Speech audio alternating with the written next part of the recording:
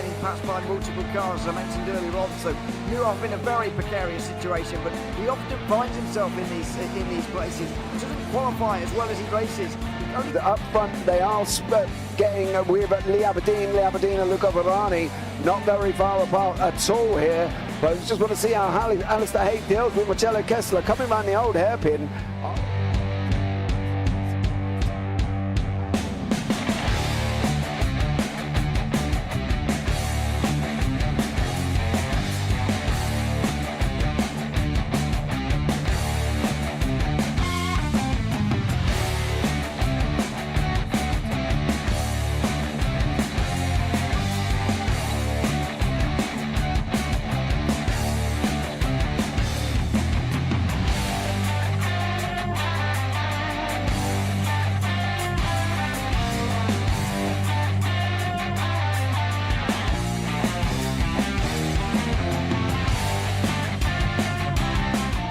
Say it's not the best decision they've ever made, just not having done that under the safety car, really. Yeah, they're taking their pit stop strategies from Ferrari lately or something. What's going on? In turn one, just too much gas on them, too much feet on the loud pedal, and unfortunately he's dropped him all the way down the order. But Philip Hammer is out in front by an 8.91 seconds.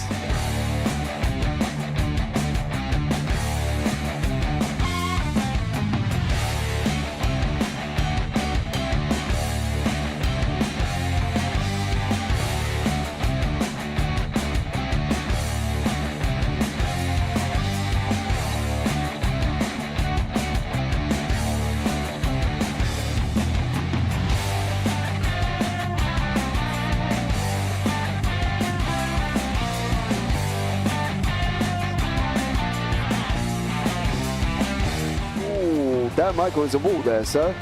And it definitely doesn't want to be hitting that earlier on as well. Difficult, the understeer is in the dirty air through that final corner because it's such a long corner and you get dragged off into the grass very easily. He'll have the slipstream down towards the chicane. Peterson was briefly alongside, but that slipstream has saved him and kept him in third. Yeah, Varani now lost a little bit of time to Aberdeen, about half a second. Peterson is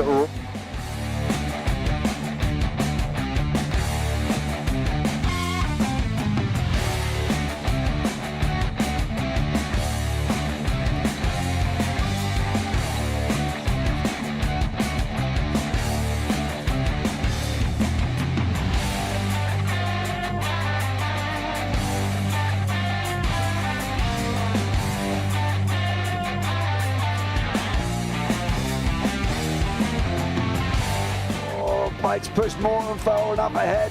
He's got out of line. Is now Pike going to have a go at Werrell? Don't push him off. He's in the championship fight. Jack Werrell chasing down Carl Jacklin. Further down, Rob Williams and Chris Barnes. Sensational run outside line now though for the heavy braking zone. Around the outside goes the Audi R8. Look how much Miller's come back into play. Exactly. Miller's still start dropping. He's not on second and change. All of a sudden, Miller's back in play.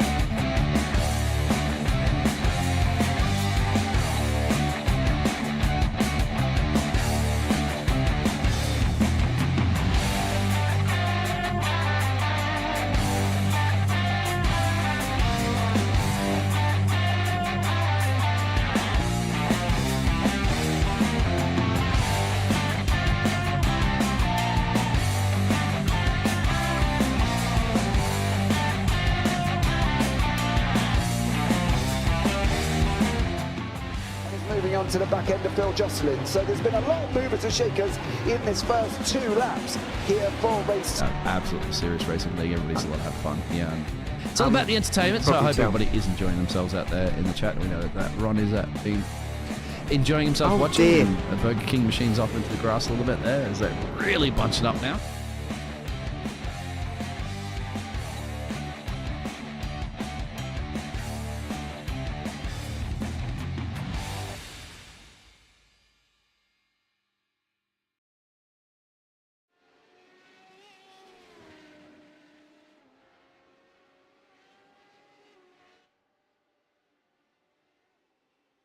Good evening and welcome to the Radical SR8 Championship on the JP Broadcasting YouTube channel. We are here for round 4 of the series here at the Autodromo Nazionale di Monza outside the city of Milan, just around about 30 miles away from the racetrack. And we've got drivers who have just started qualifying, gearing up for 2 races. One that is 10 minutes long and the other being 45 minutes long, which will include a mandatory pit stop.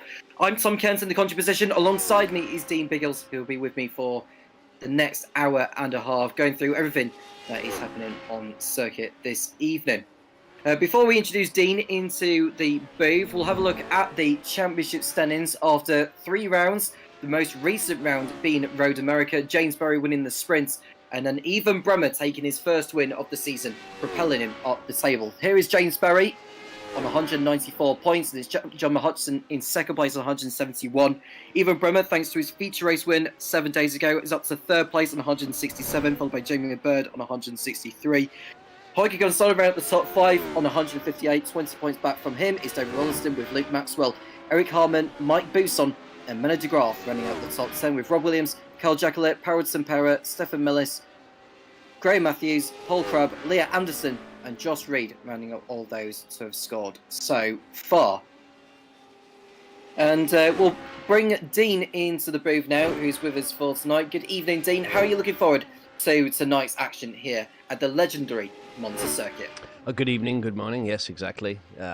It is a legendary circuit, isn't it? And do you like your pineapple on your pizza? Do these drivers like their pineapple on their pizza? Because Monza's one that you want to have on your trophy cabinet as a victory, of course. The classic, iconic track of give or take about 11 or so turns. Isn't it? It's just high-speed downforce. It's tempo speed. Well, in terms of my preference for pineapple on pizza, I prefer without, to be honest with you, but I won't go raging all around like some people would do about pineapple being on pizza. I probably just have mine without. We're into qualifying then. The drivers just done practice beforehand and they're just getting their times in as we are looking at Paul Crabb going for a spin at the Rettifilio chicane.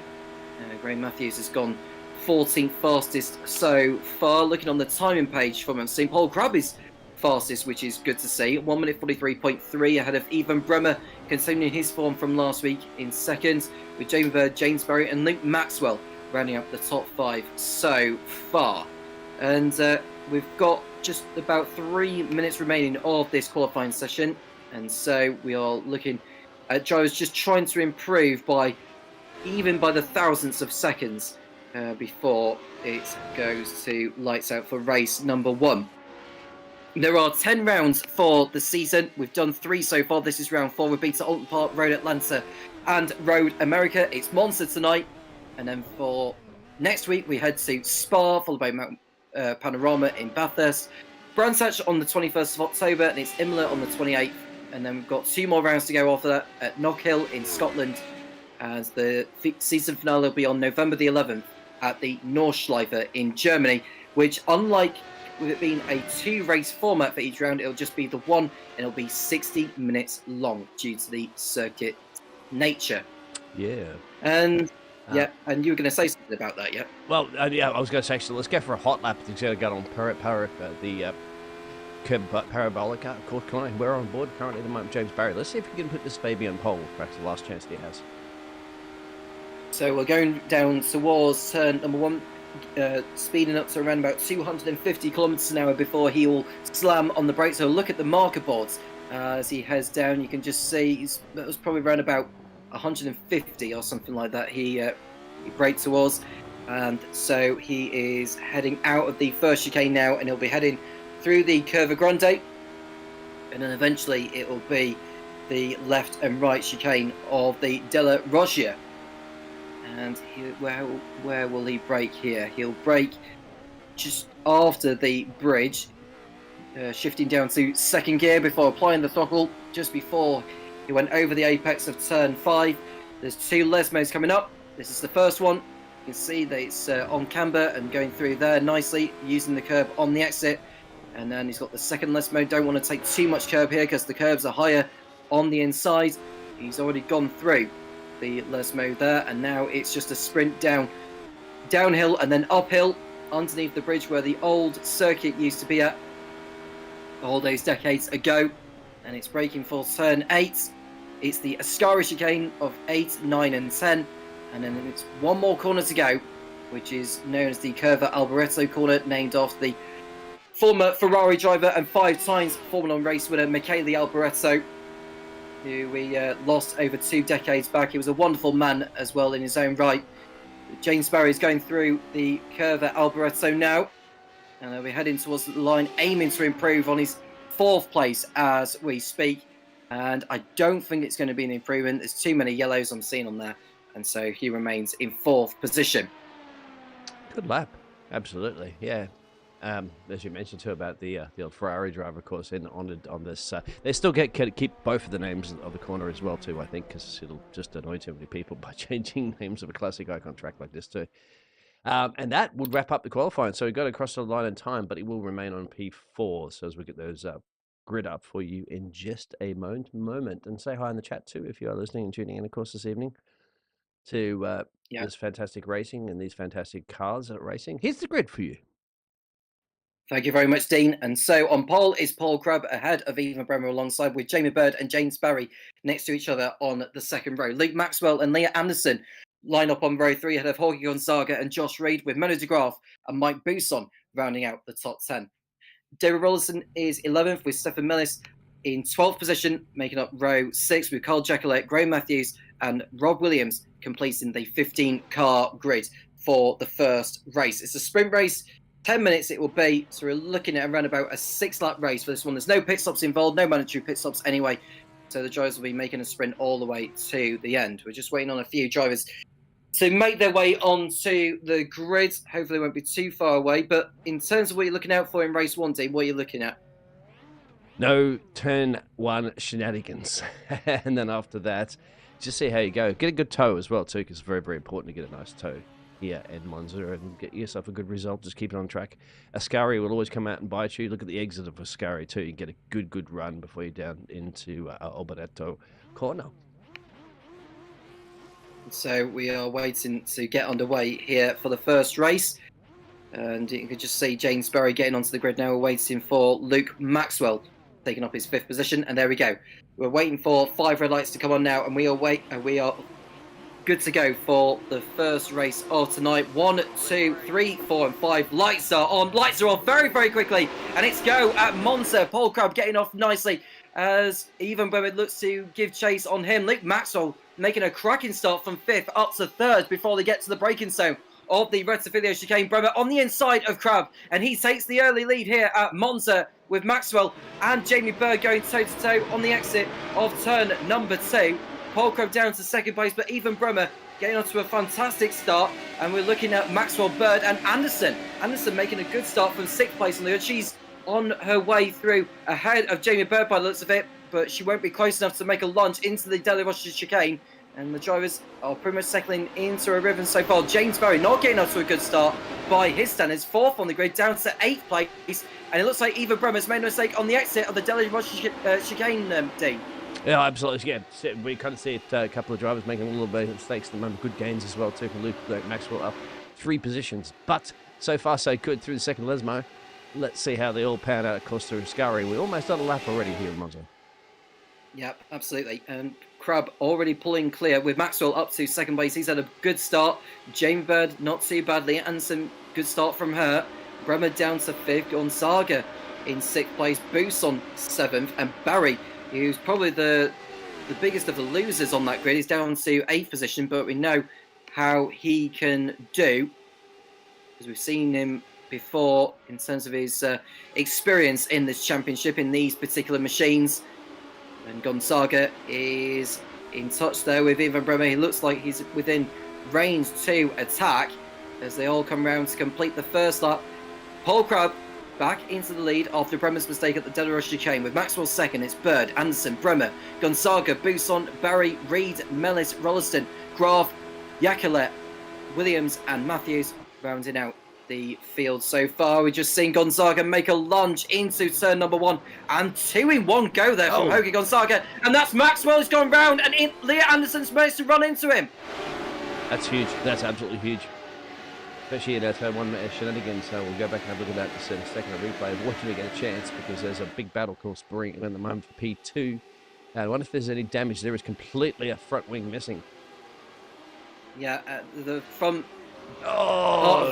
can see that's Jamie Bird's front part has gone. I wonder if he was the one that ran into Luke Maxwell, and there's even more contact behind. Who is that that's gone round? It looks like Menno de Graaf has gone for a spin. Carl Jacquelet it was as well. So they've been in the wars, those two, and Jacquelet will not be having a trouble-free race in this one.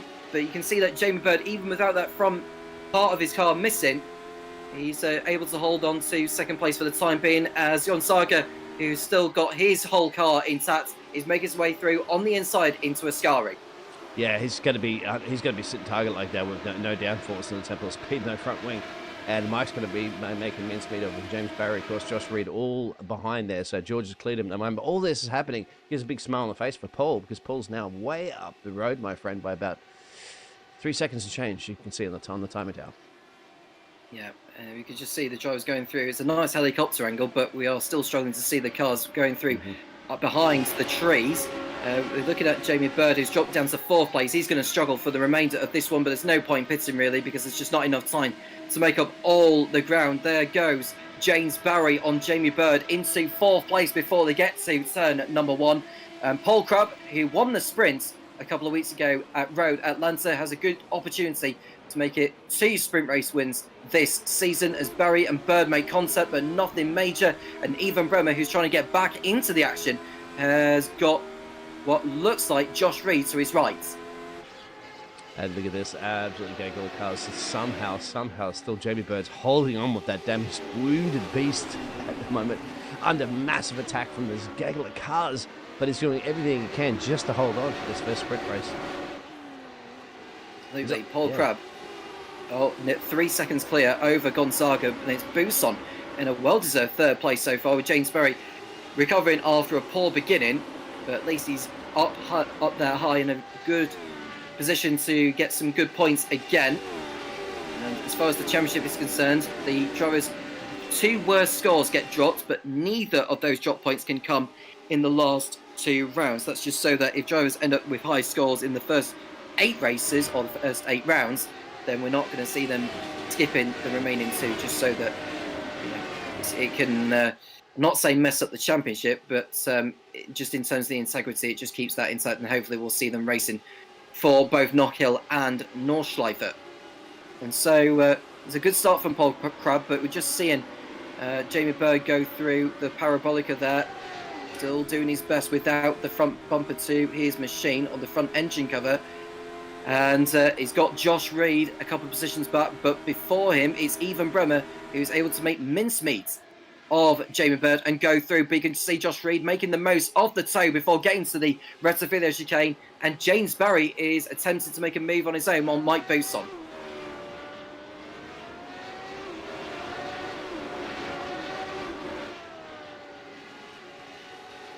And so they're going through the first chicane, and someone's had a spin at the back, and it looks like, is it Menno de Graaf that's gone for a spin? I can't quite see. No, it was Rob Williams that went for a spin. He's gone round, unfortunately, and so he's left himself with more work to do.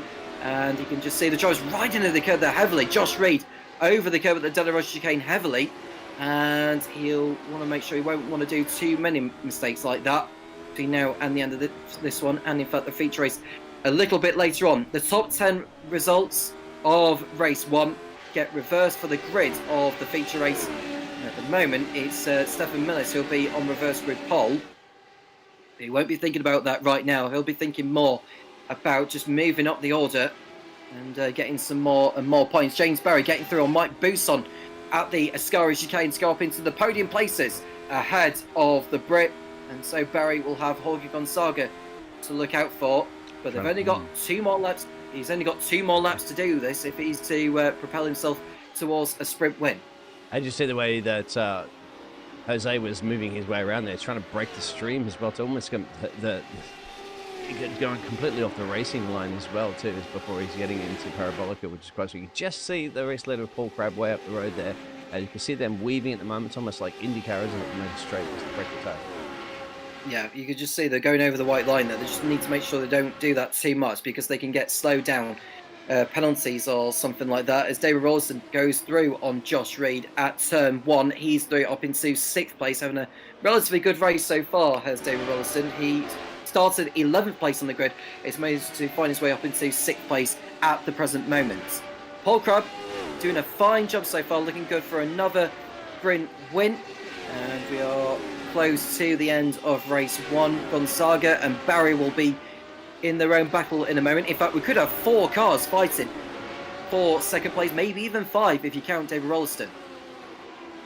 And we will try to get a chance to get back to that replay, because we've got to do that very, very quickly as well too before we change over to the warm-up session to bring on the feature race. So if these drivers will give us a second, of course, to go back and have a look at that race start, that was absolutely ballistic. Not very good for some of those drivers, as we saw a multi-car. Look at this. Now we have double overtakes. So James Barry looking to make his way through. Oh, yeah, a little bit of weaving there from Gonzaga, and Barry had to lift off before Ascari to make sure they got through safely, and they are through, no problem there, and they are continuing on their way. Gonzaga ahead of Barry as they look towards the Parabolica, the right-hander before the pit straight, and they will be beginning their final lap of the race as Paul Crabb looks to maintain the lead. And this is important now, because given that Crabb's got such a huge lead, you won't need to worry about giving the toe to the other drivers. But if you're Jorge Gonzaga, well, you have every reason to be worried. James Barry into the slipstream of Gonzaga, and he'll have to go to the outside if he wants to get the move done, but the advantage of that, it will help given the inside line. But Gonzaga is able to break later than Barry, and he is able to hold on to the second place for the time being. Yeah, absolutely good. You got to defend it very, very well. It kind of feels like here, your Oscar, isn't it? And a race trying to defend. And here we go at the inside first of the curb. Grande, and could he get the job done? It's going to say in the inside line, which is just off the racing line, actually turning to the through here. Sorry, I forgot the corner of the lane, but good to go. Yeah, well, it's the De La Rocha chicane that has just gone through. The Gonzaga able to hold his ground ahead of Barry, going through the Lesmo of 1 and then 2. And Barry doing his best, but he's running out of chances now to complete the overtake. It's either into Ascari or into the Parabolica, where he'll make the lunge. And Paul Crabb is close to taking the first win of tonight, but James Barry wants second place from Jorge Gonzaga. He won't do it into Ascari because he's too far back, but he needs a very strong exit out of turn 10 to have a realistic opportunity, but it looks like he's fallen too far back. So Gonzaga should have second place sewn up in his pocket. But Paul Crabb, not for the first time this season, is about to take a sprint win around Monza, the temple of speed. The Irishman exiting the Curva Alboreto, and he's going to take the race win in the sprint here in Italy. Well done to him. Jorge Gonzaga holds off James Barry for second place, with Mike Bousson in a brilliant fourth ahead of Ivan Bremer and Josh Reed. David Wilson holds on to 7th place ahead of a wounded Jamie Bird. Stefan Millis, Leah Anderson, Graham Matthews, Menna de Graaf, Luke Maxwell, Rob Williams and Carl Jacquelet are those to finish. All 15 starters making it to the end, but it wasn't without drama on the first lap, Dean. Yeah, I'm trying to get it to a good angle. You can see 3 abreast here is not going to work, isn't it, in the turn 1. It's further up in the field, isn't it, when we start to see a little bit of shenanigans occurring. And that's all we get to see, unfortunately, because the session's been forwarded. I wanted to get the replay at the start of the race, but unfortunately it isn't. What you can do, of course, on the YouTube is that you can go back and try to watch as much as that we can kind of capture with the cameras. But wow, that was thick and fast already, my friend. It is the temple of speed. I didn't expect it to go that quick, but here's your results again. Paul Crabb taking the win ahead of Jorge Gonzaga. James Barry in 3rd place. Mike Bousson 4th, and of Ivan Bremer. It's Josh Reed, David Rolliston, Jamie Bird, Stefan Millis, and Leah Anderson running out the top 10. Graham Matthews was 11th, Menna de Graaf in 12th, ahead of Luke Maxwell in a really disappointing 13th position. Rob Williams and Carl Jacquelet were those to finish, the rest of those to make it to the checkered flag. Leah Anderson will be on reverse grid pole alongside Stefan Millis for the feature race. Oh, that'll be fun, won't it? Interesting. So, to recap our first heat race, what are your thoughts? And I think after that race, I think it was a topsy-turvy one. Nice to see we got some battles all the way through, up towards the front of the field, and I expect to see a lot more of it in the feature race. But it's just, how much dicing can you afford to do? Because the thing is that the more you dice, the more you lose ground to drivers who are ahead of you. And so the pit stops could play a huge role in that as well. They are apparently fixed to a 30 minutes sort of time period for these cars, and then the drivers have to sort of be in within that half an hour, really. Otherwise, they're going to run out of fuel. So it's vitally important to make sure that when you do come in for your pit stop, you put the right amount of fuel in for the right amount of laps, because we have seen drivers in the past at Alton Park and at Road at Lancer where they just simply underfueled by one lap and lost positions because they needed to come in for fuel, or they lost out on the last lap because they had to be frugal with their fuel. Trust your engineer as well, too, that's giving you that information and try to read it correctly. Another key factor as well, too, that we did see during the practice session that was off air, the pit stop, some of the drivers making a few errors, hitting the right box marker. They need to stop to get that pit stop as quickly as possible. So that's another key that I've mentioned multiple times now during my years of broadcasting and commentating, how many times I've seen drivers make mistakes in pit road because they're not practicing enough. We've got Jorge Gonzaga, who's on the circuit in the warm-up. Thank you for giving that information there, Dean, because, yes, you are right. It's vitally important you stop in the right box, because there are so many garage spaces around Monza, and there are only 15 drivers in the field here. It's very easy to box in the wrong garage, if that makes sense. And you throw away, sometimes I've seen leads throw it away, you know what I mean? They do that effort, they go a 10-second gap up the road down, all of a sudden they make a little mistake in the pit road, and then they come out and they're running and battling it out for P3 and P4 and stuff, and you're like, clearly have the pace, but there are elements, aka pit stops, into play that, and of course once you set us to, on top of that, you've got to make sure that you're concentrating to get to tell your pit crew to give you the right amount of gasoline to put in the car too, because if you're short fuel, then that's race over as well. So maybe that's the reason, I don't know as a racing driver, but perhaps somebody could let us know in chat. Is that perhaps one of the reasons as to why people do make mistakes sometimes in pit road, hitting their pit marker, because they're adjusting their settings, of course, to let the team know how much fuel to put in, and because they're doing that, they're distracted? It's very easy to do, but I think on a track like this, they're more worried about going over the pit lane speed limit, and that's more detrimental than overshooting your box.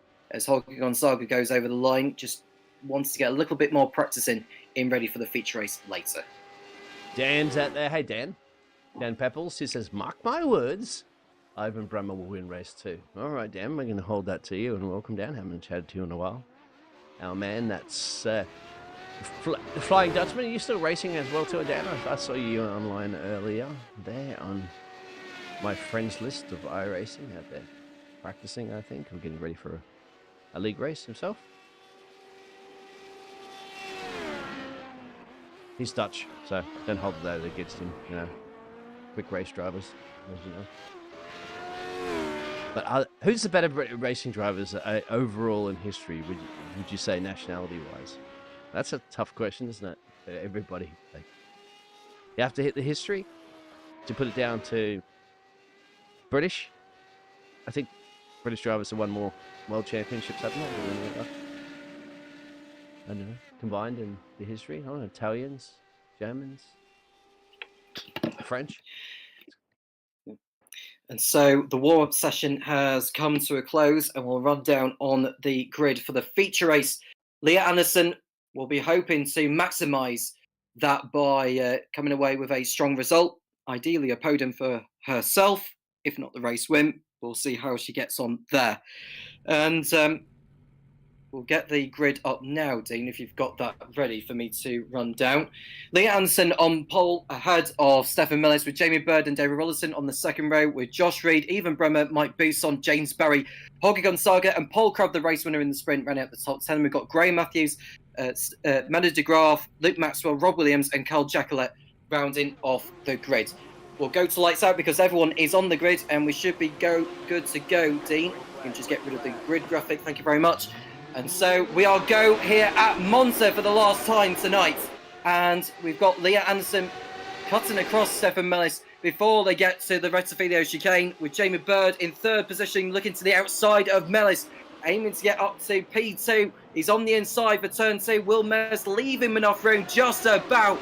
And Jamie Bird is doing up to second place is the man in the number 39 black livery machine, but Melis is coming back thanks to the slipstream effects around here at Monza, and Leah Anderson getting onto a cracker as they head towards the De La Roche chicane. And how will they filter through this time around? Side by side, all around. We've got drivers going over the chicane. Looks like Stefan Melis had cut the chicane, and Jamie Bird is able to get through and up into P2. But look at who's that's coming through there. Is that David Rollison who's coming through? Yes, it is. Alongside, he's in the wall. It is David Rollison almost there, and that was very nearly the end of his race before that one was over.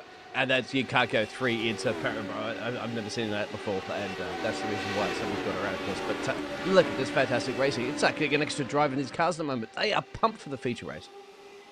They are fired up, all right, as they head towards Ascari, and Anderson well clear of all of this. She'll be very happy she's well clear of all of this.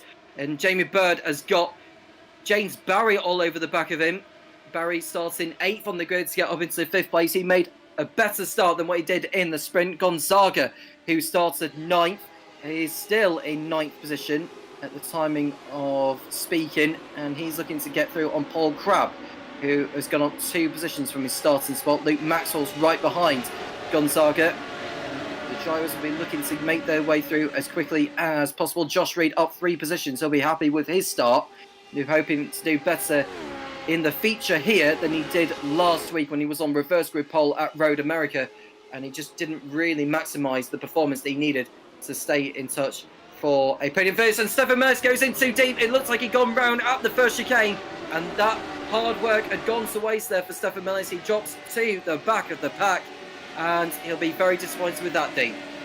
Yeah, we'll go back and have a look at a replay of that one. That's one of the first instances, actually, believe it or not, we can catch on the replay. So I was looking through the telemetry trying to catch what happened a little bit earlier, but there was nothing showing the incident, even where we saw it through the Lesmo. And have a look at this one. Stefan goes too deep into it, just blocks up the rear brakes, goes over the sleeping policeman, and has to see, unfortunately, all those cars. Oh, another spinner as well, too, in the background there. That's...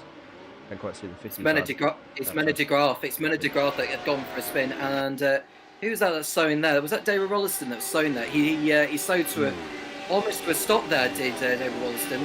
I wonder if he overshot the chicane maybe, or he made contact with Mena de Graaf, and by etiquette he had to let him back through, and so he has done. Gonzaga to the outside of Paul Crabb into Ascari, and that was a superb overtake from the Portuguese to make his way through up into P7. That was a superb overtake there at that right-hander, and James Barry has got Jamie Bird in his sights for a podium position here, and now they look to exit the Parabolica, and Barry is aiming for another win here. Didn't win the feature last week, but he got on the podium anyway, but he'll want to make his move as quick as he can on Jamie Bird as he makes his way through. His rival John Hudson is not here tonight due to other commitments, but we hope to see him back for next week, as we would have loved to have seen him in this battle. But James Barry on the inside of Jamie Bird into the rest of the chicane. The move isn't quite done for him there. Jamie Bird making it as hard as possible, but Barry now needs to look out for Mike Bousson, who's going to be into the toe all the way through Curva Grande and eventually to the De La Roche chicane. Barry is through by the nose, but Jamie Bird is not giving up by any means. Bird on the inside, Barry on the outside. Bird breaks later than Barry there, rides the curve almost, and very, very bravely done by Jamie Bird to hold back James Barry. And I think if Barry's going to come away with a podium, let alone a race win, he's going to have to really fight for it. This is absolutely fine. You can see this brilliant racing before, and we just saw for this man riding on board with an Oscar maneuver before too on Paul Crabb, who's really right up his tailpipe as well too. So just trying to get a good bird's eye view. But unfortunately, it looks like Josh Reed may be catching at the moment. Lee, as she had this nice little lead to herself, all gone now. Josh is smelling P1 up the road. Yeah, Leah Anderson, who's in front of Josh Reed. These two, I think they're both from Scotland, to my understanding. Correct me if I'm wrong. But they are fighting for the race lead here. Leah Anderson in the 198, Josh Reed in the number 22, heading through Curva Alberto. They won't want to be battling too much here because they know if they start dicing, the rest of the pack will close in, especially the top guns like James Barry, even Bremer in that. And now Josh Reed into the slipstream of Leah Anderson. Will he go for it into turn number 1? If he's within range, he may have to go for it and not hold back too much. Leah Anderson not fighting it. I'm actually surprised that she let him through there, because I thought she had enough room to just, eventually pull away, but she did not. She decided not to fight it. Yeah, I mean, maybe she said maybe there's a little bit of an issue there between, country orders in play or something like that, if they are from Scotland themselves, so that they know that aware that Jamie Bird and the rest of this crew are up the road there, because James Barry just hit the fastest lap before too. So clearly, this pack here, third downwards, are quick. Field knows to tell, and someone's gone over the chicane there. Oh, it's Holger Gonzaga went over the sausage curves there on the exit and very, very nearly took out another car as he rejoined there. That was almost an unsafe rejoin, but I think he'll get away with that one, Will Gonzaga. But he's dropped back from this 8-car field, fighting for the race lead. This is hotting up now in regards to who's going to come away with the win. James Barry is not the leader of all this for once. He's in 5th place. And so Josh Reed doing all he needs to do for the time being. It's still some way to go before the pit stops arrive. But what will you be thinking now, Dean, about strategy here? Because the drivers are so close to each other, but they don't know when to blink. Yeah, but it's very difficult to be there. There's good racing. We've seen it. We've had these drivers. I don't know, like, maybe somebody might take a strategy call here and just select to get completely out of this way and make them, make way the pit stop and get out there and put some crank laps in. I don't know. At the moment, you can see they're all going to catch. They're watching that slipstream, isn't it? You see the amount of power, the extra horsepower they have down there. As Bird just that's the fastest lap, so he's going to be catching them. Here we go. Switcheroo for the lead again, perhaps. No, it's too late. No, I don't think Reed will let Anderson through this time around. Anderson happy to hold back. You can just see the field really, really bunching up behind. Jamie Bird will be fancy it, but Leah Anderson, I think, given how close she is to Reed, I think she's going to have to go through this time around because she's that close. Although, I don't know whether she's lifted off there through Curva Grande unless she decides to go for it at the De La Rocha chicane, which she doesn't do. Jamie Bird is right all over the back. You can just see how close from that camera angle entering the chicane the drivers really are. And Bird on the inside of Anderson into Lesmo 1. He's not hanging around. And for good reason, he's on the inside, as is Ethan Brewer. And Leah Anderson, after holding back behind Josh Reed early on in the lap, has lost 2 positions. Wow. That's absolutely amazing driving. I mean, going through the Lesmos, overtaking the inside lane, they're going to be very, very careful. You hit the chicane, but made it stick.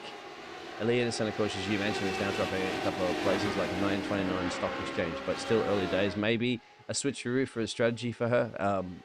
Jump into pits earlier, and then just gun it.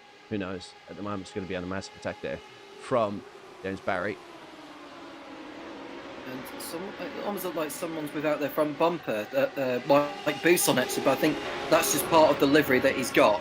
And he's behind James Berry, as is Paul Crabb and Luke Maxwell. And Luke Maxwell's not had the best of starts to his campaign, so we want to make up for that here. But Jamie Bird is going for it on Josh Reed, heading towards turn number 1. Is he through on the outside there? He should be. And, there's a little bit of contact there. And that is even Bremer's front part of his car. Looked like it has gone missing there.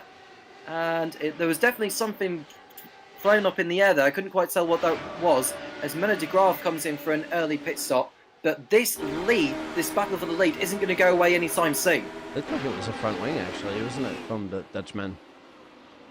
For a second, well, they've magically appeared back onto the front of it, and you can see clearly some damage to it. Fastest lap, Luke Maxwell at the moment, running a little bit further back, which you can just see the background of. The 118 machine, 6 positions gained on this one.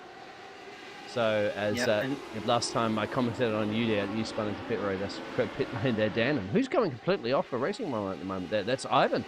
So, maybe damage for sure. It might be damage, or he might have had a slowdown penalty before trap limits or something. But either way, Bremer's dropped back as we see Josh Reed pull into the side there. And what's happened to Josh Reed? He's just allowed the field to go through. Maybe same thing. I don't know whether he's done. Well, I wonder if he's done that deliberately because he doesn't want to be involved in the battle that he knows. I don't like seeing that, to be honest with you. I think Joes needs to sort of get stuck in and actually try and maximise it. I think letting drivers through like that doesn't really help, in my honest opinion. If I was Josh Reed, I would have just carried on in second position. But I think what he's afraid about is when they get onto the pit straight, where the toe becomes the most beneficial part of it, he thinks he's going to get swamped there anyway. So he's sort of preempted that. But I wouldn't have done that. I wouldn't have done what he did and just allowed the field through at Scary like that. Well, maybe he's got a strategy that you don't know about. We'll find out. There's still plenty of time to go in this race, this feature race. Still expecting around pit stops from these gladiators. And Jamie Bird starting to pull a little bit of a gap, maybe pull that toe away about a second up the road. We've got a retirement as well, Dean. Luke Maxwell has been in the wars somewhere. He's back in the pits and he's gone from this race. I don't know if it's a connection issue, but he hasn't gone any further. So we'll have a look to see what happens to Luke Maxwell. He's going through Lesmo 1. Oh, that's high speed. Yeah, eyes into the wall and nearly collecting another driver, and that's another race over this season for Luke Maxwell. We saw it a couple of weeks ago at Road Atlanta when he was in the lead in the early stages, and it looks like he has done exactly the same thing here at Monza. Yep. It is a high speed through the Lesmos like that. You're going to hit the fence. That's it. That's terminal damage for the vehicle. It's very, very unfortunate. But that just goes to show you how much aggression these drivers are putting into these cars. They're throwing it through a scourge, you can currently see. So that's the reason why. And of course, when you're pushing it to the absolute limit, sometimes those walls come out and bite you, and they bite you pretty hard. Yeah, and Leah Anderson staying in touch with Jamie Bird as she looks to close back in on Bird before they get onto the pit straight. What will James Barry be thinking? And maybe Paul Crabb as well, because Paul Crabb has put in a stellar performance so far tonight, and he'll be thinking of a race-winning double here at the Temple of Speed. He's into the slipstream of James Barry, and he could well be going past him here. Yep, this is when you make an opportunity, and absolutely why not? Paul Crabb did, side by side. This is going to be interesting. Hopefully our blimp camera will get to see some of the action before those trees get in the way. Cut those trees down, please. It's only virtual. Look at that. He does navigate his way through turns 1, turn 2. Fantastic. Paul Crabb thinking about P2 currently up at the moment there. Lee Anderson's up the road. But he still hasn't got the job done yet. Barry's going to put a fight into this one. And topsy-turvy battle between James Barry and Paul Crabb entering the Della Rocha chicane. You can see Ivan Bremer waiting in the wings. And Paul Crabb on the inside of James Barry. And that is enough for the Irishman to head through and up into third place. What a move by Paul Crabb. That was super. And now James Barry will have Ivan Bremer to worry about before he even thinks about coming back at Crabb. Yeah, he ran wide as well, took a little bit too much power through there, Paul Crabb, so that will compromise him a little bit to be able to attack. He needs to get a good exit out of the scurry there and try to hold off before you get to Parabolica, of course, and then down the main straightaway where we're seeing a lot of those overtakes at the moment. Lee still good job there, applying some pressure on Jamie, making sure that he's not going to get up that road. She has closed that gap that he had almost a second, so she's got that one down now, and they're all starting to get back into that slipstream toe. James Barry on the tail of Crabb, not allowing him to go away. But these two, Anderson and Bird, have managed to bridge out somewhat of a gap. And I wonder if Anderson may decide to go through on Bird this time around, because this is an opportunity for her to just pull away a little bit. I wonder what Bird may decide to do at this point. Will he just allow Anderson through? We've got Barry in the pits. So Barry, that's quite early. Yep. We saw this from John Hudson at Road Atlanta. Yeah, and he's in as well as Mike Bousson. He's not hanging around either. That was very nearly close to an accident, actually, because there were cars coming up behind. But that's quite early to be making a pit stop at this stage, isn't it? Well, I mean, maybe, but then again, too, they want to get out of these wars, but they feel they're being compromised by some slower drivers, that there are lap times that they can't be doing. So they get out there, but once again, get some clean air, put some banking laps in there, and see how it pans out when these are the drivers for their pit stops. As Jamie is feeling the pressure there from Lee, but Lee hasn't stuck her nose out just yet to indicate, hey, I'm going to try to get past you. Just keeping Jamie Bird in check there. I have to try to force Jamie Bird into a mistake too. There's Bird and there is Anderson. When will these lot decide to put in? It could come down to the fact that, well, the undercut is the way to go, but when you're in the pits for that long, if you're James Barry, you're having to stop for longer, really. I mean, he's got a whole half an hour of fuel to use up. But the thing is, if it's a fixed system of 30 minutes of fuel, you've got to hope that when the 45-minute mark comes up, that the leader is close to finishing the race, which could well be him for that matter, and not having to do, essentially one more lap before, the 0 mark comes around. We'll come to that a little bit later on, but either way, James Berry is down in 12th position following his pit stop. Mike Buson in 13th, aiming to just get up to speed and get back in touch with these lot. If they continue battling, they must know that the likes of Barry and Buson have come into the pits, and I think Gonzaga has made his way into the pits on this lap. Gonzaga just went into pit road, exactly as you mentioned. So here's the battle between the Flying Dutchman at the moment and the Flying Irishman. And we know we've got some speed there. We could do certain think that Bremer's got a little bit of damage on that machine, but doesn't show at the moment. You can see OT and done in turn 1. Yeah, I want to see whether any damage is compromising his handling for Bremer. If we can maybe get an on-board shot of him, that would be great. But Anderson has got Bird in front of her now, and she's going for it into the Della Rocha chicane. Anderson on the inside of Bird. Is she going to be able to outbrake him into the Della Rocha chicane? Yes. She can, and she's gone through into the lead. That was very, very nicely done. Well done, Leah Anderson, for making that move. Yep, that's a trademark Oscar move now. He gets it done exactly where Oscar got it done on his teammate in Monza just a few weeks back. So maybe the studied lessons learnt from real life. Yep, it goes to show that you can actually get overtakes done there with the enormous effect of the slipstream, and I think that's what the drivers are thinking about. The slipstream is what brings them into play a little bit, whereas if you're James Berry, you've not got a car, you've not got to benefit the car in front of you to get a tow from, although Gonzaga is only a couple of seconds behind him and he'll be fancying his chances later on. But even Bremer is in 3rd place ahead of Paul Crabb after their ding-dong battle on this lap, and so he'll be thinking about Jamie Bird next. And that's got the audience out there hyped up. Thank you very much for the chatting going. Yep, that move. Wow. Yep. Lee racing in her real life car. That's amazing. This is all going at the moment. So Lee's got the pressure on him on the slipstream, as you'd mentioned. They're trying to break it, weaving around at the moment, getting on the racing line. And now you're going to be focusing completely not on the cars behind you, Lee, but your braking points into turn 1. Yeah, and Bird coming back at Anderson on the inside into turn number 1 as Josh Reed goes into the pits. Oh, contact nade! And Bremer's front part of his machine has gone. It's gone off again. And but he'll surely be experiencing some handling issues after that. It seems to be okay from his end. But Leah Anderson will be lucky to just keep going as she is doing. She's had a brilliant race so far. Bremer to the outside, but Anderson's able to hold him off this time around. But that was so close to Anderson going round there. Look at the onboard, look at the dust and everything all over the camera, the driver's helmet visor. So you can see how it's very, very difficult. Fighting with these machines, they're not easy. They're fun to drive, but they're not easy to drive. And of course, especially in Monza, where you got high speed straightaways, and then you got tight corners. So that is the reason. And surely this is the second time around he's lost his front fender, and then it's been taped back on. Paul Crabb's going to try to seize this opportunity to attack.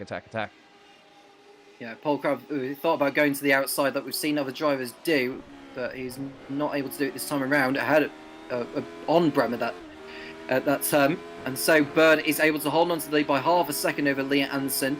And just so that Josh Reed is behind James Barry, but he's in front of Jorge Gonzaga and Mike Buson. So Josh Reed has done very, very well to get out in front of him. And so James Berry will want to get on with it, but like I've said earlier, he won't have the benefit of a tow from the car ahead, like we are seeing from these lot, as Paul Crabb looks to make his way into the pits from 4th place. He's not hanging around any longer. Bremer into the tow of Leah Anderson. Will he go for it into turn number 1? It looks like he's going to head to the inside of the Rettophilia chicane, and he is able to get through into P2 ahead of the 198, and Bremer did not make that too hard for himself, and he is through. Keeps his nose intact on that one as well too. So Paul Crabb in pit road just behind there. There's some horrible cameras here at the moment. I'll think that's all that in the future. But Jamie there, and well, this is what it was said out there too, wasn't it, from Mr. Dan, saying he thinks that Bremer's going to win this one. That's because Dan's Dutch as well. But going for his countryman. But of course, Jamie Bird, and another thing as well too, they got pit stops. As you can see currently on the track map as well too, the P is where it's predicting kind of the pit stops where you to come out at the moment. So for this man running in P2, I would expect him to come out behind a gaggle or some of those cars, but they're all yet to make a pit stop. So We'll see. Bremer on the tail of Bird this time now. How long will it be before we see any of these three come in? Paul Crabb got out behind James Berry, Jorge Gonzaga and Josh Reed, so it's not quite played into his hands for Paul Crabb. He's quite a bit behind Josh Reed, thinking of it as well. So the timing is it the timing of the pit stop, or is it the fact they'd been stuck behind those they had been dicing with on circuit? Maybe it's both. Maybe it's both. If you're going to look at the first of those pit stops, is James Barry. Now, he's all the way down here in P9. Look where he's on the track there. And so he's going to be way ahead of, I think we'll see how it comes out with Jamie Bird. Let's have a look where Jamie Bird boxes. If Jamie Bird comes out, he should be then ahead of James Barry, who's the first of the drivers that made their pit stop. So that's what it's saying, but it's not always very accurate here. Jamie Bird ahead of Evan Bremer for the time being. Anderson happy to just sit back for now, but she must be thinking about when to come in. So we've still got quite a bit of the race to go, nearly halfway through. They are certainly within range to take a pit stop without needing to worry about under-fueling. But we're looking at Bremer, who's thinking about an overtake on Bird at some point, but he won't do it into the Della Rush chicane. He'll sit back for now. And what will James Barry be thinking? Because he doesn't know that these are fighting at the moment, does he? He's got an engineer or a spotter or something like that heading in. But I'll keep an eye on his lap times. He's doing, his last lap was a 43.8. These guys are doing 43.5s, 43.9. So he's not doing enough in clean air to get on the power. Paul Crabb's gone back into pit road again. I think he might have got a speeding in pit lane because he just came in before, didn't he? So yeah, he did. Yeah. I wonder if he got. I wonder if he was caught speeding in the pit lane when he came in. So if he has, that's his race effectively done for Paul Crabb. He'll just want to just get something out of this now and just hope for misfortunes of others. We can just see Rob Williams getting through on. Or is that Carl Jackley? Goes to the outside and Rob Williams spins round, and Williams goes into the wall, and that could well be his race over because that was quite a hard hit there for Williams, and that was always going to happen, to be honest with you. When you've got two drivers like that battling it out through Ascari, neither driver yielding, and that was pretty inevitable, to be honest with you. So we're getting a replay of it. Jacklett not quite leaving enough space, unfortunately, for. Although, to be fair, Rob Williams did outbrake him, but he didn't quite yield as well as he needed to have done, as Jacklett rode over the cottage curbs for good measure. But that could have been disastrous for the drivers behind. Yeah, number 7 almost flipped like a Mark Webber days back in Le Mans. But there's door banging for you right now in the turn 1. You gotta have to be elbows out, of course, and not too elbows out. Don't do a Max Verstappen and Lewis Hamilton into turn 1. Halo on halo action. But it's the only way really to barge because there's really no track limits. It's almost like what Formula 1 cars, 3 meters or something like that wide, and you've got 6 meters, okay, probably 7 meters of track. So it's about as tight as the tunnel turn back in Azerbaijan. Yeah, we've got a change for the lead. Evan Bremer ahead of Jamie Bird now. We didn't see the overtake, but Bremer is through at last on Bird, and so he can set about just pulling away a little bit. We're going to get a replay of Bremer's overtake, and this is on Bird at turn 1, and it was not the hardest overtake in the world that Bremer has had to do, and so he is past and up into the lead, but we can just see Bird staying in the slipstream in case he decides to go into combat once more with Leah Anderson waiting behind. How far are these drivers going to take it? Ooh, a little slippery on the rear end. James really throwing that nose in, so it's very taily. Here we go. It's Trickaroo into the going on the pit road. No, that's what drivers like to do as well too, especially at the entrance here. Very, very tough. I mean, it's easy entrance, of course, just point it straight and go down pit road, but it's hard to hit your braking point so that you don't overspeed. And let's have a look. You're committed right now, Jamie, to make it stick into turn 1. Wants to take that place back, but he's cooked it too far. He's going to have to big time slow down, and so Ivan Bremer will take that position back, and Lee had to lift off, didn't she? She ran into the back there, Jamie. Well, she made sure she didn't make contact there. Anderson, Bird going over the escape road and coming back onto the circuit safely. Anderson through into second place. Bremer nearly going off himself, and we've got Carl Jacklett into the pits for his mandatory stop.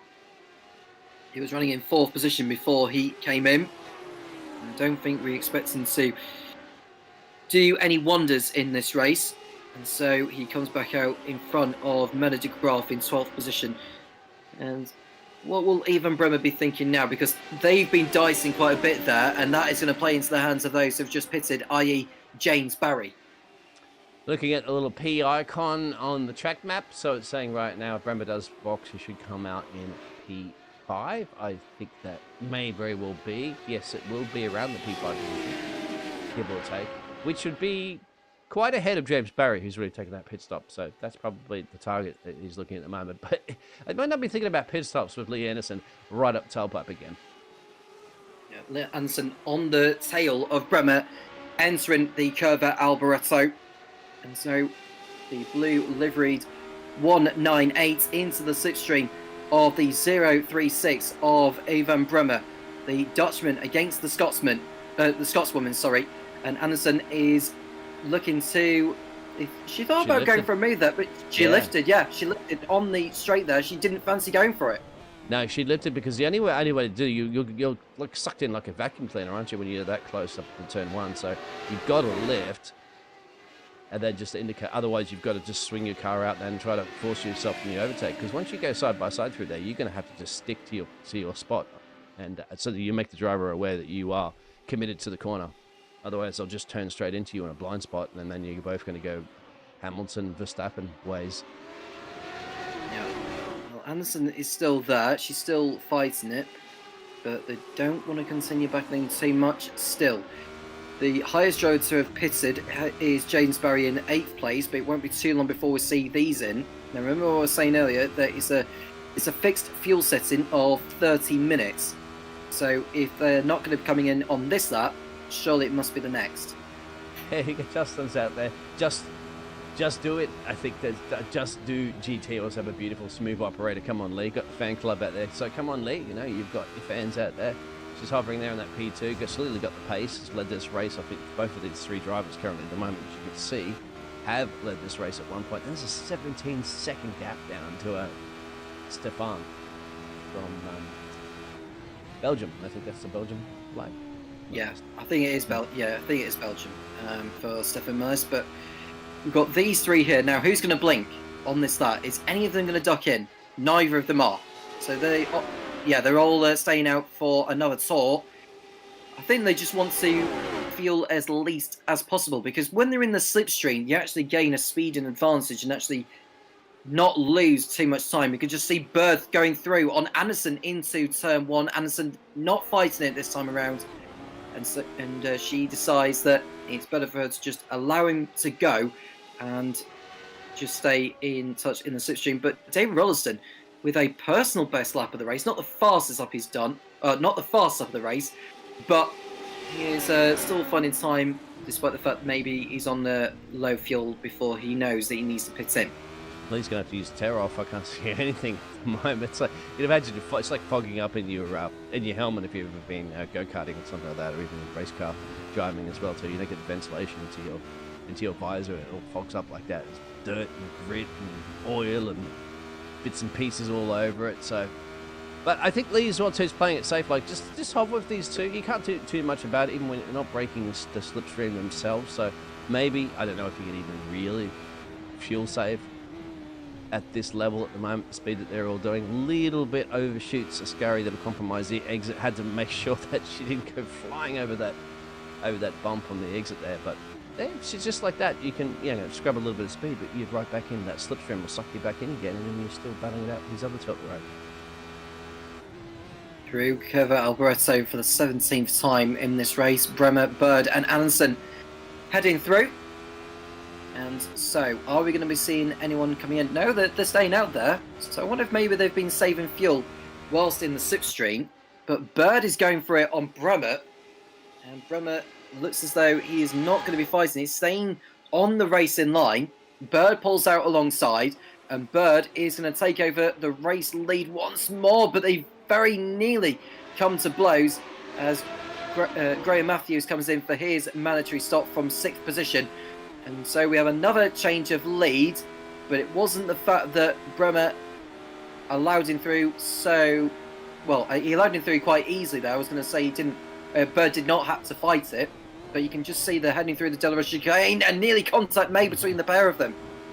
Feels like you're a backseat driver, doesn't it? Looking back like this at the moment, but that's is not hopefully what Jamie's looking at. He should be just looking forward, not even looking at his mirrors, and just focusing on getting his breaking point right, knowing that there's two behind him, but very, very quick.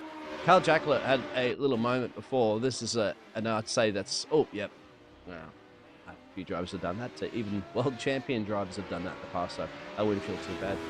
Get back onto the track there and get back out there running at P14th at the moment. I think Luke's had the retirement, unless Luke's out there seeing the fastest lap before. But these three still waiting at the moment, my friend. When are you getting to box? Well, we'll see. Bremer within range to attack Bird if he wants to, but if they're coming in on this lap, there's hardly any point doing that. So Carl Jekyll, after that spin, is back in the pits, and I wonder if he may decide to just stay there for the foreseeable future, or whether to carry on. But it looks like Bird is going to be heading in this lap. Yep. Let's have a look. Yep, he's in. So he was committing his way to the inside pit right. Let's make sure you spot your box right as well too. Don't usually have time to show the pit stops very often, but because this is probably pretty crucial as to where he's going to come out specifically. Bird's going to go all the way down and, yep, spots it. And, well, the car left up or anything like that. It's just a splash and dash. You won't need any more new tyres on this one. And bang, there it is. It's in gear, engage on the revs, and you should be able to drop it. That's a pretty long pit stop. That is a very long pit stop. Yeah, that's actually longer than I thought it would be. Yeah. He's on his way now. Is Jamie Bird. James Barrow will go past him easily. We've got Mellis, Rolliston and Williams in the pit, so Yeah. Gonzaga will go up into 5th place. You could just see Rolliston nearly colliding with Mellis in the pit lane there. Yeah. That would have been a bit embarrassing there had they came together, but they didn't. Well, But James Barrow, you have to say, you yeah. know, through all the stops, he's going to be the one leading, because by the time Bromer and Anderson come in, Barry's going to be long gone. Yeah, I was wrong about that. Maybe James Barrow, because here's Bremer, and as you can see in the track map, and there, going up to the first Lesmos, is James Barry. So I think that's enough. I think that'll be enough. Yeah, well, we'll close. see how quickly they do their stops though, Bremer and Anderson. I'd like to think that you can try and do quicker pit stops than what Jamie Bird did. I didn't catch on what the pit stop time for Jamie Bird was. 17 seconds stationary. That's one of the longest that we've seen so far. And that's, remember, oh, Lee's in. Oh, they're both in. Oh, Bremer just put in last minute ditch. So this is a battle of the pit stops, which is crucial at the moment. Where is James Barry? He currently, as you can see, heading down on the backstretch, heading into Parabolica. Now, what I want to say is, did Bremer slow down to his mark there? Because I was watching the brake lights as he came in, and they went off long after when Leah Anderson's brake lights came off. So we'll have a look. Here comes Barry. Here comes James Barry onto the pit straight. He knows. Oh, I thought he was going in. Yeah, well, I don't like seeing that. They're coming out. But he's coming out now. Bremer coming out of the pits. There is James Barry.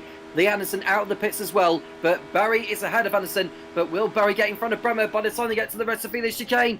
Bremer ahead of Barry as they go through the chicane. And Bremer is ahead. But for how long? Wow. Actually cost Lee a lot of time. Where is she? Could just be Belly there, just in the background. You can see her. And James Barry's got a pounce at the moment, doesn't he? Immediately, because he doesn't want Bremer to get away.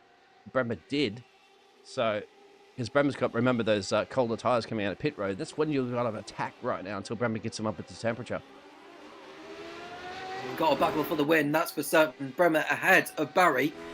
And he came in very, very quickly into his mark, did Bremer. So I'm hoping he didn't get a speeding penalty, but we'll find out soon enough. If he did get a speeding penalty, he'd probably come in on this lap. So we'll find out in a moment. But James Barry into the slipstream of Bremer. Is he going to go for it into Ascari? We'll find out in a few seconds' time. Barry is right there, and he's not going for it on Bremer. He knows there's no point rushing it at this stage. We've got 10 minutes to go in this race, so we've got 6 more laps of action. Let me know who you think is going to win. We know some of them are saying Bremer, but I wonder how many are saying James Barry right now. Well, just do Just do it. I think they would just do GT would be like saying, of course, Lee, and we were saying before, Lee's an incredible, amazing person, wonderful driver, and very cool. She's awesome. So that's good to see. Good racing, respectful. And I see Birdie from Milo. Dan's going, no speeding penalty for Bremer. It was at speed limit on the line. Exactly. All right, here we go. Turn 1, battle again. Yep, here we go. Barry on the inside of Bremer on much warmer tyres than the Dutchman. Barry on the inside, and he's back into familiar territory. The race lead for James Barry ahead of Ivan Bremer. And I think that move was coming all along the moment James Barry got onto the rear of the white and red liveried machine. Further back, we've got Josh Reed doing battle with Jamie Bird and Jorge Gonzaga for 4th place. Reed is aiming for a better result than what he had at Road America 7 days ago, and he's not able to go for it this time around. On Bird, who goes a little bit too deep there. That will compromise his line on the exit of De La Rocha, and Josh Reed had to lift off there to avoid running into the black livery machine of Jamie Bird. Yeah, that was good, sharp awareness as well too. Jamie Bird's throwing that machine around everywhere. You can see Jamie Bird's not happy at the moment with it. Just going, pushing. But the car is just too wide. There's not a lot of places to get the overtake down. Josh is like, okay, I've had enough. I've got to do something about it in Ascari right now. Let's see if we can get the job done. I'm going to have to go across because Leah Anderson looks like she has lost time on this lap. Did she make a mistake earlier on? Because yes, she's dropped back she's dropped back a lot from Barry and Bremer, and now she's having to fight for a podium with the way this race has gone. And she can just see she had to cut across on the racing line to avoid giving the toe to Jorge Gonzaga. So Leah Anderson's 3rd place is nowhere near secure now. Josh Reed and Jamie Bird dicing it on the exit of the Curva Alboreto, and Josh Reed is through with his nose in front, but Jamie Bird will have the benefit of the slipstream all the way down to turn 1. Will Bird fight back? The side by side again. Bird still ahead remarkably, but Josh Reed is going to have the inside line for the right-hander, which will eventually become a left. But will he be able to outbrake him? He does outbrake him, and Josh Reed gets through on Jamie Bird for 5th place. But he's had a very poor exit, as has Jamie Bird, so it looks like Josh Reed has got the move done. But don't expect this battle dying away anytime soon, as Jamie Bird looks to fight back, entering the Curva Grande, and he wants to outbrake Reed into the De La Rocha, and Bird is able to get on the inside, outbrakes him, and Bird remarkably overtakes Josh Reed back again into 5th place, but they've lost ground in the battle for the final podium position between Leah Anderson and Jorge Gonzaga. Yeah, this is the battle just a little bit up the road, as you can see the cars behind. So good battles. We got 3 battles brewing: battle for P1, P2, P3, P4, and that one before. So, and I will go back and have a look at Lee Anderson's going off track a little bit. Not that much that Lee wants us to have a look at that, but we'll show that because we've got some Lee fans out there this evening as well when we get a chance, because she's under massive pressure right now, probably not wanting to think about what just happened. Try to hold off George and see if he can get herself a nice podium victory at the moment, while those other 2 up the road by about 5 seconds and change. So this is what you've got to hold on to here, podium. And Gonzaga on the rear of Anderson. This has been Leah Anderson's best race so far this season, and the race is not done yet until that checker flag comes out that they are entering, but they've got probably about 3 more laps to do around this circuit. And this is the mistake that she made. That's all it was. So she'd already. Yeah. Well, I think she made a mistake before then, which you know the which iRacing wasn't able to pick up on. But she's now let Gonzaga through. Gonzaga through into 3rd place at the Retterfield chicane. It looks like Anderson didn't really fight it, but we'll have a look now. Or maybe she did fight it. She made him go as tight as possible. Gonzaga so much later on the brakes, but somehow was able to get back through. And Anderson fighting back. She'll have to be brave on the inside if she wants to get back through on Jorge Gonzaga. And she's done it! Superb overtake there from Leah Anderson to go back into P3. That move was basically an epitome of a racing champion. That was superb. That's been the overtaking. That's been the overtaking opportunity that a lot of drivers have been doing. Let's see at the moment whether Brabber can think about that overtaking opportunity. Probably not through Ascari here.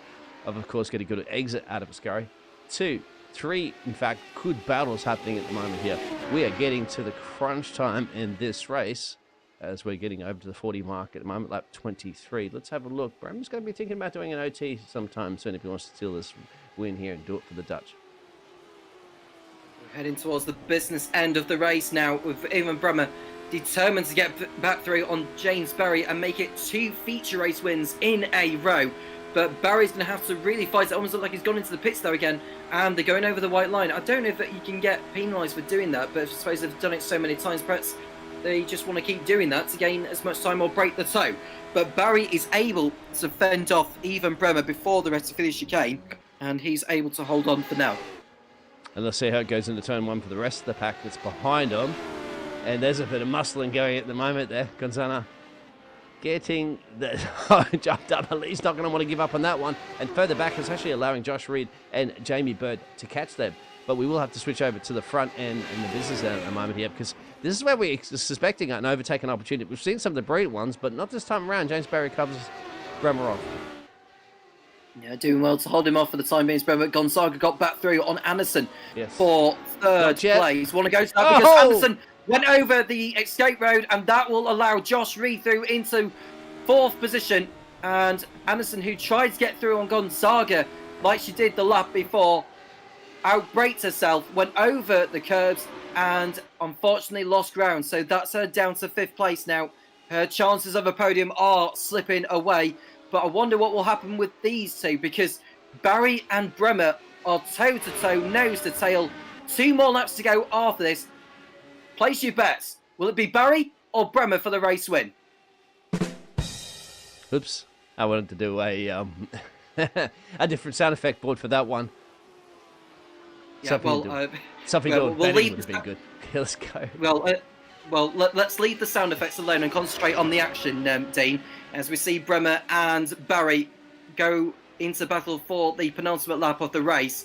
And Bremer into the stage. You see that James Barry posted a personal best lap of the race so far. And Bremer looking to the outside on the racing line. He may have the inside line into turn 2 if he keeps his nose in it. But Barry, once again, outbraking him into turn 1 and able to pull away again. That was a nice exit. And so he's given himself a little bit of a buffer. But Josh Reed and Jorge Gonzaga are in the battle of their own. Reed goes across the first chicane. Surely he will have to give 4th position over to Leah Anderson. And 5th position to Jamie Birdie. He'll picked up a slowdown penalty, will Josh Reed. And Leah Anderson has given herself a chance again of a podium position here.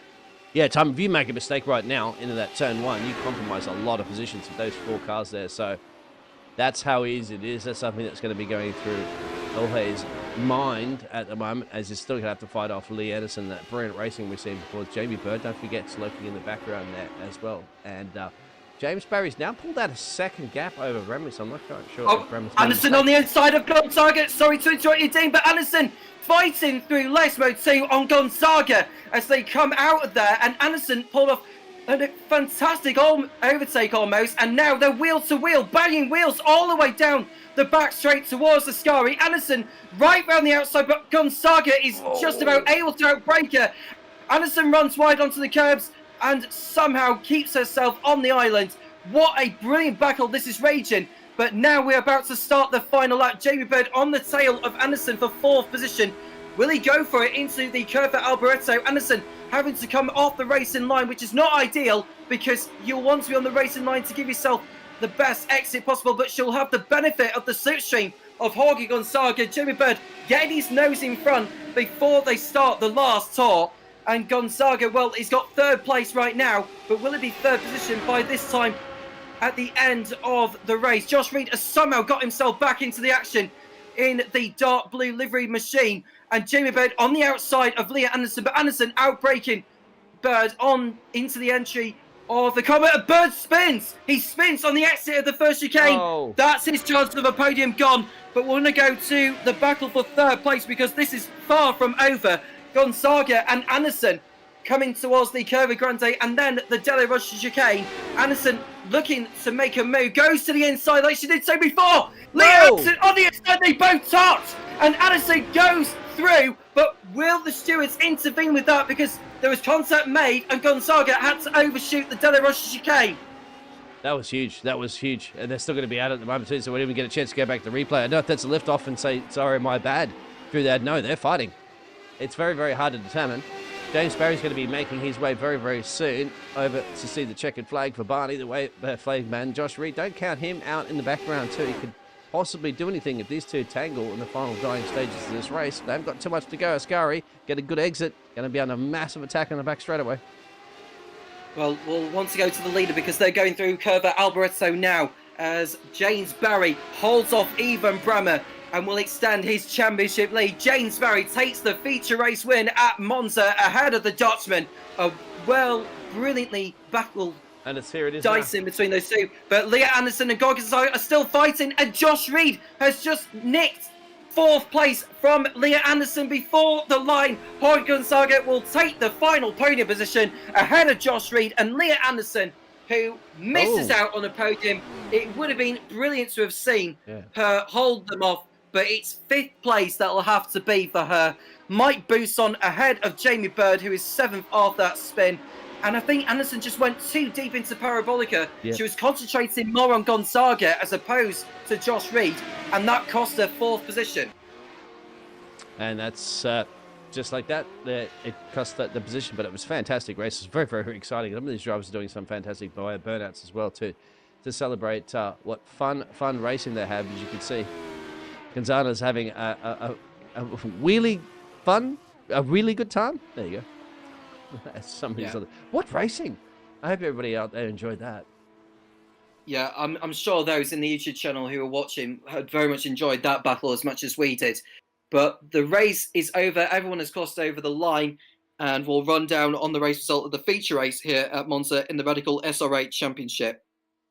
James Barry, your race winner, ahead of Ivan Bremer by less than 7/10 of a second. Jorge Gonzaga holding off Josh Reed and Leah Anderson to the end to take the final podium position. Mike Bousson in 6th place, ahead of Jamie Bird, who was 7th after that spin. Paul Crubb 8th, Menno de Graaf 9th, and David Rolliston running out the top 10. Rob Williams, Stefan Millis, and Graham Matthews were the rest of those to take the checkered flag. Carl Jacquelet and Luke Maxwell did not finish. We'll give a bit of time for the drivers to just take a bit of a breather in case we get some interviews in. But what a racing with the battling we had all the way from start to finish in that feature race.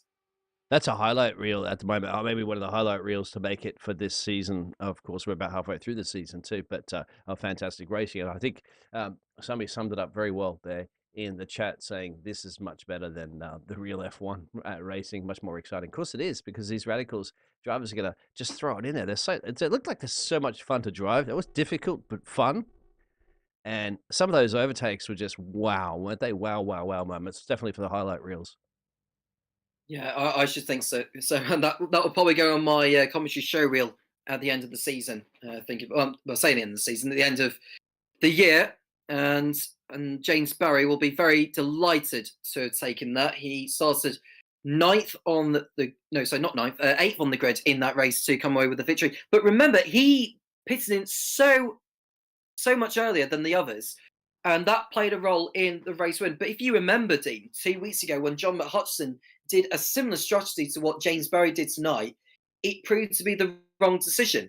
So it's a bit of hit and miss, really, in terms of trying the early strategy. But I think it came down to the fact that if you are stuck behind drivers in front, you're potentially losing time that way.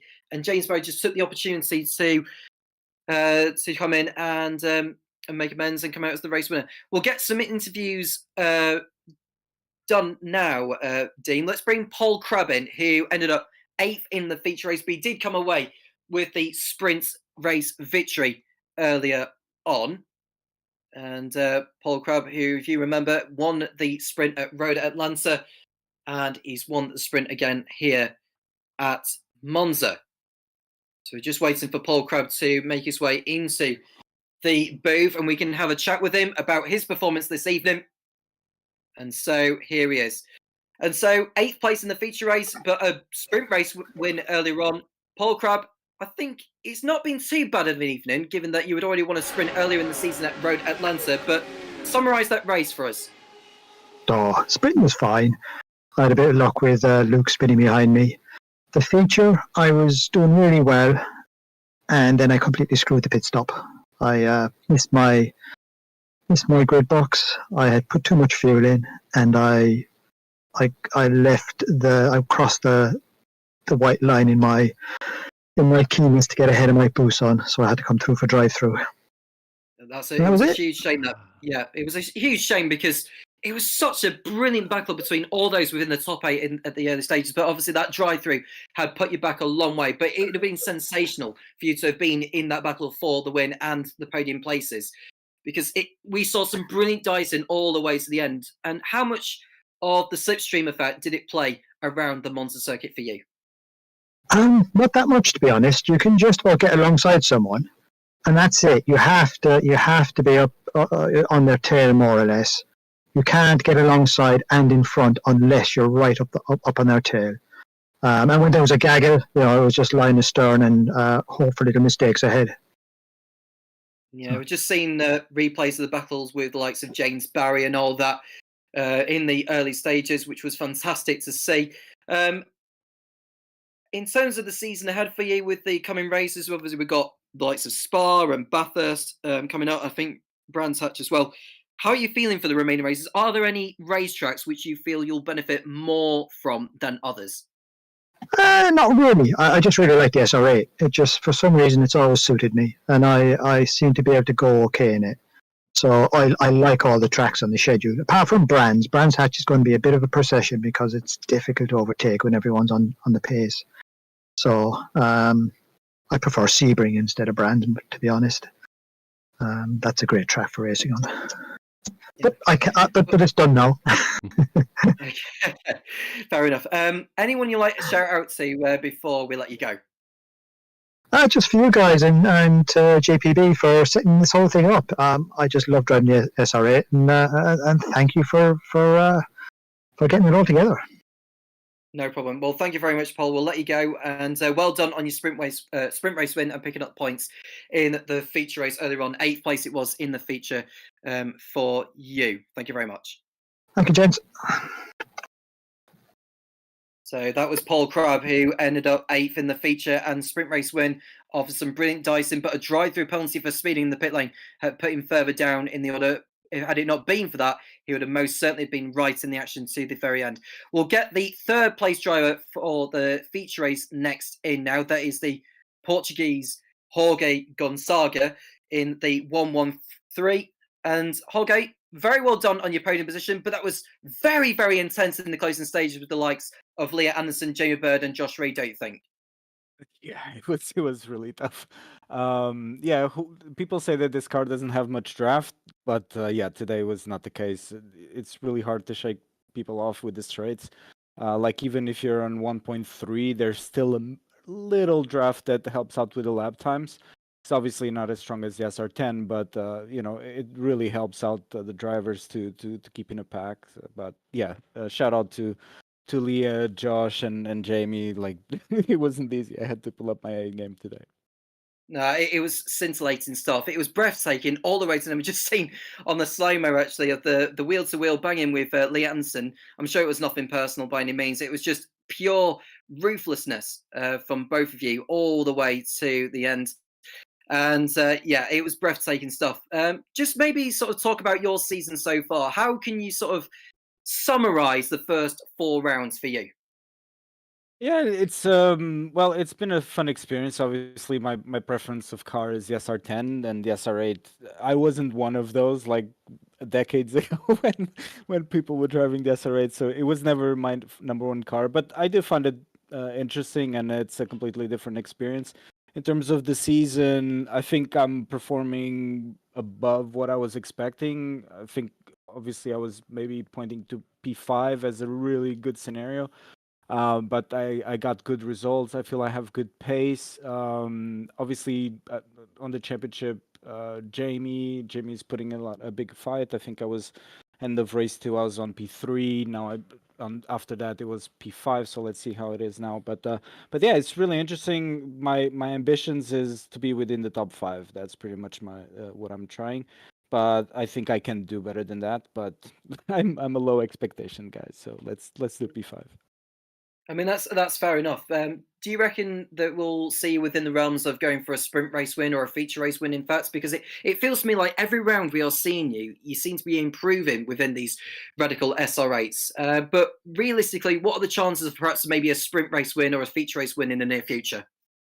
Well, I would say it's not very likely because obviously we have James, we have John, we have Ivan as well. Ivan, he's super fast on the SR8. It's crazy. We were just talking about it now. So yeah, if a strike of luck comes in, we never know. There might be a contact on the reverse grid, a bit of chaos. It's racing. We can never anticipate, but yeah, hopefully that would be a huge achievement if I can get at least a victory this season. Anyone you want to shout out to before we let you go? Yeah, well, obviously, shout out to my teammates, to James, but also a big shout out to Josh Reed. I think I feel bad he was helping out a lot today. I feel we were working together to try to catch James, and I do need to admit this result is in great part because of him. So a big shout out to him, and obviously to you guys. You've been doing an amazing job, and the league organizers to pull back together the SR8 and join the community. So yeah, a shout out to everyone. We got a question out there Thank in you the very chat much. actually for you. Yep. Tell George, is that Boa Carrero? I think is he would love to hear English accent speaking Portuguese. There you go. Yeah, that's yeah. Let's not dwell into what that means, but yeah, it does put a smile on me. Congratulations. Well, yeah. Yeah. Well, thank you very much, Jorge, for your performance, and well done on the podium position after a long battle with Leah Anderson, Josh Reed, and Jamie Bird. And we'll see you again hopefully next week. Yep. See you guys. Thank you. Thank you very much, Jorge. Thank you for your performance tonight, and thank you for taking the time to speak to us. And we'll next get in the Dutchman, that is Ivan Bremer, feature race winner last week at Road America. Second, he had to settle for today. Ivan, well done on second place today. And after the battle with James Berry towards the end of the race, he came in later than he did, which I think played a role in the fact that James Berry got by you. But how do you analyse the race from your perspective? Oh, it was good fun, just like last week. It's great to race with these guys. That was a good battle. I messed up the first race myself. Just cold tires in the second lap. I forgot that we were in draft, so should brake a bit earlier. The second race was good fun. Some good battles with Leah, with Josh. Yeah. And with those points that you've picked up now as well, I think that may move you in front of John Mahutchison, because Mahutchison couldn't race tonight. And the fact that you've got that feature race win last week by quite a comfortable margin, it has to be said. And given that tonight, with a second place finish, I can't quite remember whereabouts you were in the sprint, but it's moved you up the order, I'd have thought, in the championship. But is there a chance that we can maybe see you battling it out with James Barry in the long term? I hope so. Let's hope so. It's looking like it. It's looking promising this season. So, yeah, I've been practicing. And sure. And but in the remaining, I was just going to say, in the remaining rounds, is there any sort of events, like any circuits that favour you the most up? No, not really. Any Noordslijf is always good fun. I'm not quick, but it's good fun. Not looking forward to Knock Hill. But the others, yeah, Bathurst, Spa, Brands Hatch, yeah, good tracks for this car. No Zandvoort for you, my friend. A Zandvoort for which one? I said no Zandvoort. No Zandvoort, yeah, no, it's a shame. Home track for you. I tried to talk to James about it, but he just said no. So yeah, sorry. Yeah, I'm afraid Zandvoort's not on the calendar, but there's still some good ones, like Spa, for instance, which is the next one that we go to next week. Surely it must be your kind of circuit, isn't it? Not really. But it's gonna be fun. It's gonna be draft fast again. It's gonna be close again. I hope at least. I'm not bad at it, but it's not one of my favorites for sure.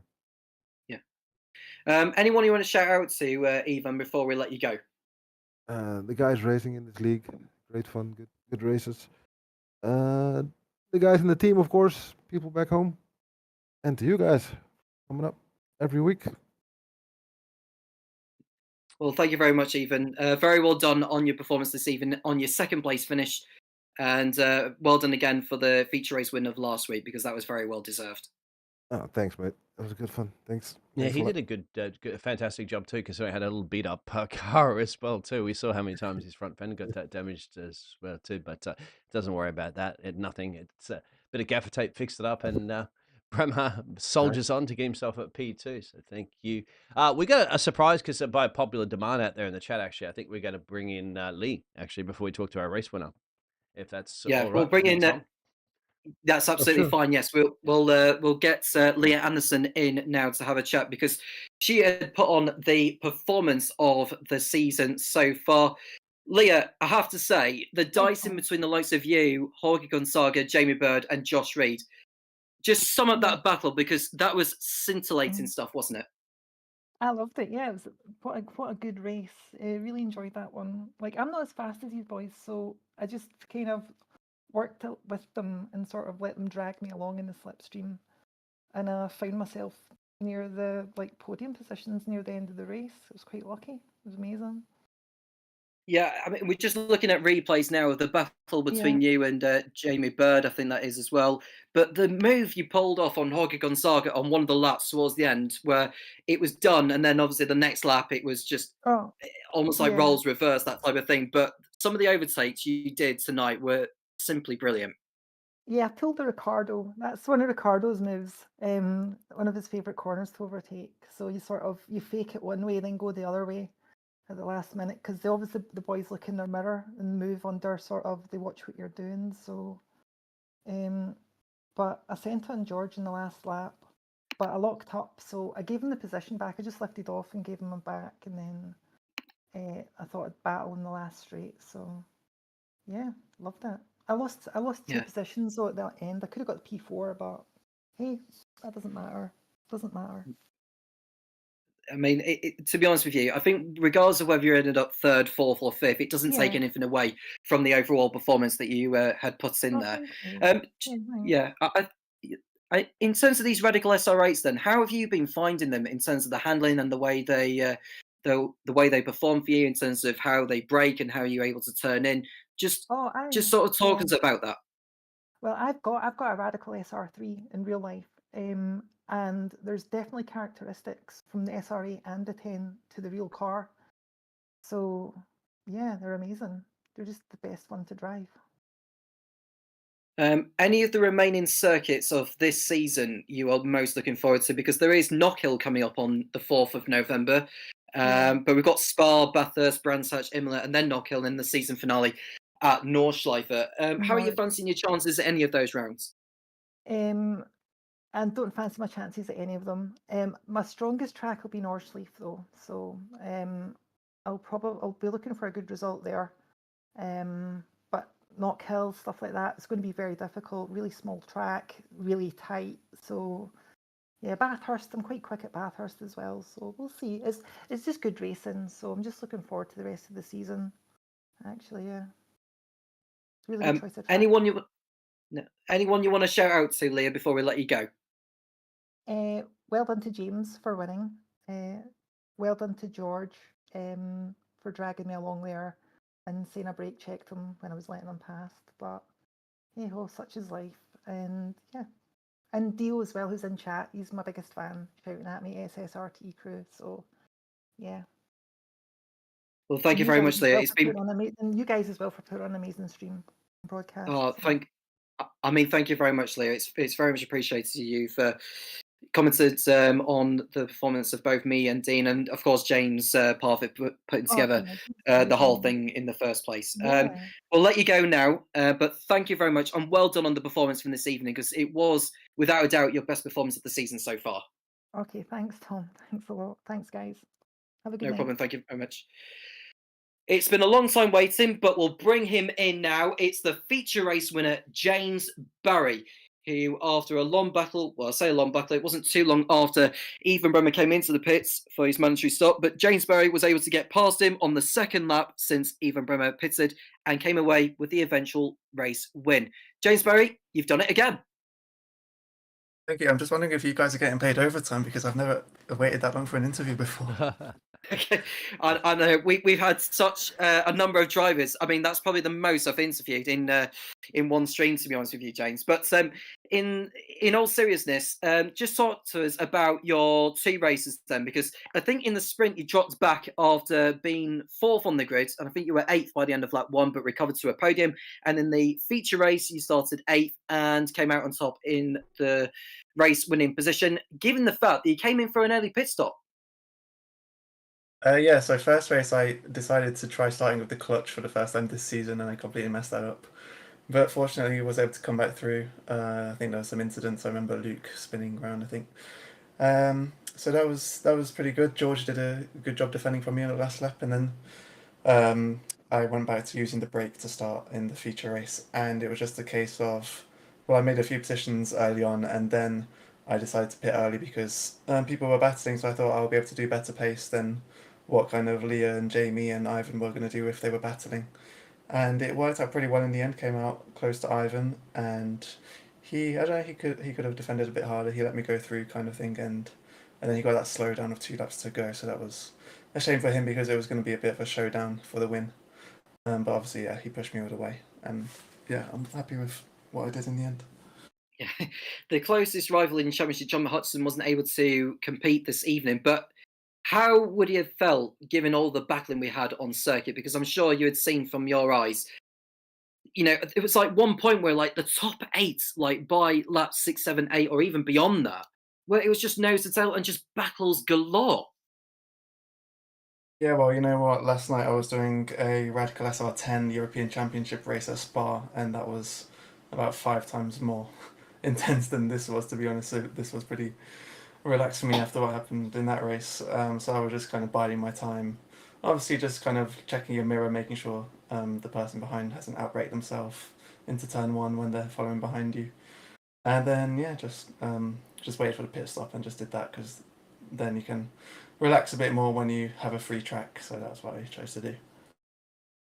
Spa next. What are you thinking for that? Just similar. I mean, it's a nice track to drive. There'll be a lot of fast people. I need to get a bit faster, to be honest. I've got a nice championship lead now, but John is definitely faster than me in this car, and clearly other people today were faster than me as well. So it's going to get a bit faster, and it's going to be similar to today, a lot of draft, and it's going to be some really close racing, I'm sure. So I think it'll be good fun. Super performance from you tonight. It's certainly on the racecraft front. Anyone want to shout out to, James, before we let you go? Shout out everyone in the league. It's nice, everyone who turns up and makes it kind of exciting. So, and thanks to you guys for the broadcast. Thank you very much, James, and very, very well done on your feature race win and the podium you got in the sprint earlier on, and extending your championship lead. Yeah, cheers. Thank you, and see you next week. Thank you very much. Well, we got there in the end, Dean. We had quite a lot of demands in terms of the interview side of things, but that tells you everything you need to know about what we've experienced this evening. What a race.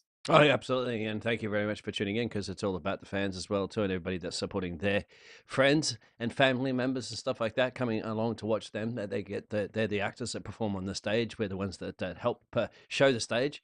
And absolutely, it was definitely a show. Definitely one to buy tickets for, because as you can see, the Heat 1 results was a cracking race, and of course the feature race was just something else to top it off, isn't it? Completely out of popcorn and all that sort of stuff to sit back, relax, and watch that one. And I know that there was a message about having your pineapple and your pizza, and that's something exactly that one of our long fans at the moment too out there, that's Phil across the pond, who was saying, you know, he's got his ham and pineapple pizza to sit down and watch the racing. I hope you did as well too. It's been a pleasure sharing the booth with you as well too there, Tom. Yeah, so we've just run through the sprint and the feature race results. Well done to Paul Grab on winning the sprint, and very well done to James Berry for winning the feature. And all the drivers have competed this evening. Thank you very much for participating as well, and well done on the performances from the likes of Jorge Gonzaga, Ethan Bremer, Leah Anderson, especially as well, and Josh Reed, who did better than last week, actually. I think a lot of drivers have performed better than we had expected them to, which is fantastic to see, and hopefully we'll see more of that next time around in Spa. Dean, thank you very much for joining me in the booth. Thank you to everyone that's been watching. If you have enjoyed it that much as we did, do make sure that you subscribe and like the video as well, and you'll keep right up to date with all the action of which the JP Broadcasting YouTube channel has to offer, with all the different championships happening right there. And then there's so much to look forward to throughout the week anyway. So if you have enjoyed this action so much, I'm sure you'll tune in to a lot of the others as well. We'll end it there. Thank you very much, Dean, and thank you to everyone that's been watching, and we'll do it all over again next week at Spa-Francorchamps. I'm Tom Cairns, he's Dean Biggles, and we'll speak to you again soon when the Radical SR8 Championship returns.